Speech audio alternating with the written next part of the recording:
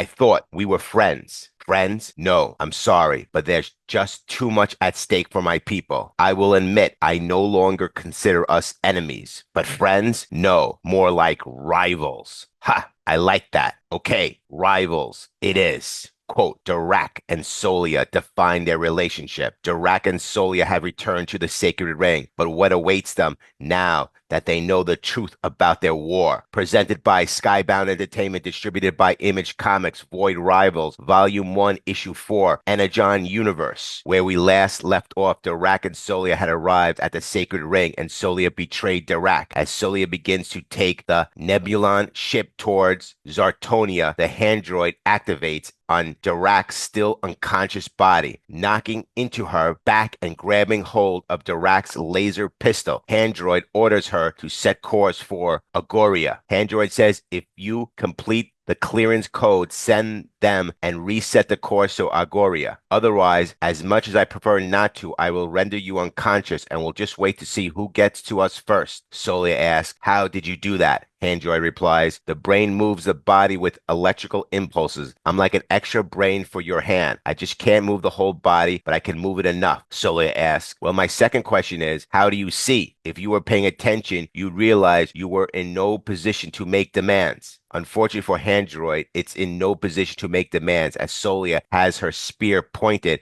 at Dirac's chest. Since Handroid cannot see, it is unaware of the spear across Dirac's chest. If Solia shoots and loses balance, the spear would go through Dirac's chest, killing him, which goes against protocol. So Handroid must surrender. However, Solia is very careful not to touch or remove Handroid, as there is a failsafe that would injure Solia if she tries to remove it. She tells Handroid to behave itself. Meanwhile, in the capital city of Zertonia, an elder Zertonian seeks an audience with Premier Zalak, hoping to request more water for their people. The Zertonians' need for water was established back in Void Rivals Issue 2. However, one of the guards interrupts with a report of Solia's arrival. Back on the ship, Solia has handcuffed Dirac. Dirac says, this is really something I can't believe. I fell for this. I mean, really, you double-crossed me. After everything we've been through, you betrayed me. All we've done to survive, all the times we've saved each other. I thought that meant something. I thought we were friends. Solia responds, friends, no, I'm sorry, but there's just too much at stake for my people. I will admit I no longer consider us enemies, but friends, no more. No, more like rivals. Dirac laughs and says, I like that. Rivals it is. Solia replies,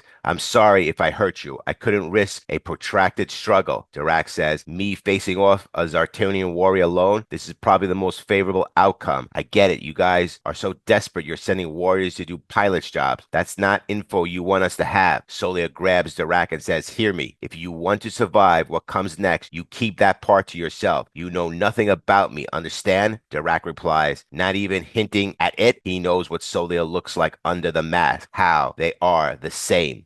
Solia says, especially since our helmets have been on the whole time. Trust me on that. I will only share what we learn with those I am sure I could trust. Dirac says, and you know who that is, right? Solia, with her head down, responds, working that out as the door to the ships open. The ships land on Zertonia, greeted by Zalak, a phalanx of guards, and a crowd of citizens. The guards haul Dirac away as the crowd hurls insults at him. There is true hate between these two races. Solia apologizes to Zalak, failing her mission, but Zalak assures her that she has brought Zertonia a gift. On Cybertron, this issue gives us a first look at the planet. Schizoid has brought his quintessential prisoner before Shockwave. The Decepticon Shockwave says, what is the meaning of this outrage? He continues, you dare bring a quintessential to Cybertron? Schizoid responds, to sell as your prisoner. I'm missing something here. I thought you hated each other. Shockwave replies, what currency would you expect me to have that I haven't already spent on resources? I barely have enough energy to sustain myself. My fellow Decepticons are in stasis. Schizoid adds, well, then I expect you to relate to my plight, friend. I've got mouths to feed. Schizoid refers to his family and 2 children, then continues, surely such a hated enemy to your kind is of value. Maybe you have something to trade. I'm sure we can work something out. Let's be reasonable. Shockwave says, remove that foul creature from my sight before I commandeer your vessel and strip it for parts. Schizoid responds, fine.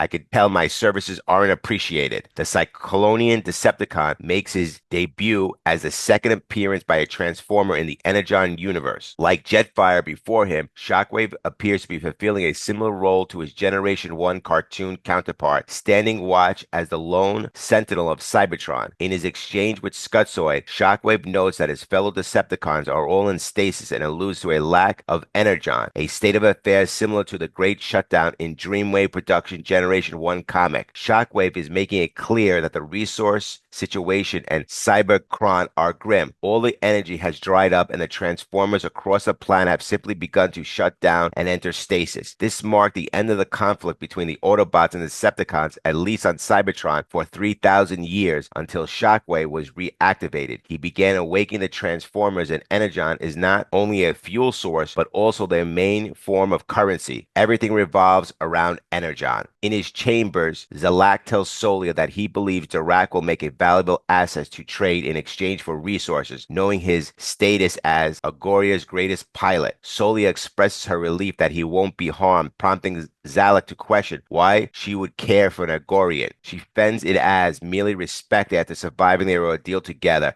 but when Zalak then asks, in all your time with this Agorrian, tell me, did you ever see his face? Zonia hesitates. In his cell, Dirac tries to figure out a way out. Android tells him that it detects no structural weakness, but reassures him that he is likely being kept alive for use as a bargaining chip. Dirac says to Android, so you're currently useless now. The Android replies, they're opening the door, Dirac. Dirac says, come on, I could use some good news. The doors to his cell open and two Zertonian guards throw Zonia in with him. She says that the Premier could tell she knew the truth before she could even answer. Zonia adds, they know about us, and whoever is keeping this secret goes all the way to the top. Dirac says he didn't bother to ask what my face looked like. Zonia replies, no, he already knew. Whoever is keeping this secret, it starts at the top. Dirac says, you double-crossed me, and look at you. Look what it got you. Dirac can't help but laugh at what become of her after double-crossing him, much to her chagrin. Zonia says, I hate you, to Dirac. Zalak ventures down to a secret room within his chambers. He removes his helmet and calls Minister Doolin on a secure channel, informing him that a Zertonian warrior returned with an Agorrian pilot and they've seen each other's faces. Zalak says they saw each other's faces. We're going to deal with our pilot as agreed, but it's just a matter of the Agorrian. It's more complicated than you realize. I don't normally risk contact for such trivial matters, but this circumstances are unique. I thought it was best to personally reach out to you to discuss how to handle this matter, considering who the pilot is. Zalak continues. He's your son, Minister Doolin. Minister Doolin says, do what you will. He was lost to me long ago, as the call ends. But even though he says those words, he drops his head in sorrow, knowing his son will be executed. Doolin ends the call and hangs his head in silent grief. Doolin's cold relationship with Dirac was first glimpsed in issue 2. The leaders of both the Zertonians and the Agorrians are part of the conspiracy to hide their people's past history of cooperation and unity, and especially to conceal the truth that they are the same race. Next, presented by Skybound Entertainment, distributed by Image Comics, Void Rivals, Volume 1, Issue 5, Energon Universe.